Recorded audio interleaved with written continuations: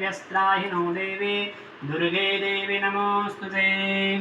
ॐ प्रातः स्मरामि शरदिन्दकरोज्ज्वलाभां स्रग्रत्नवन्मकरकुण्डलहारभूषां दिव्यायुधोर्जितसुनीलसहस्रहस्तां रक्तोत्पलाभचरणां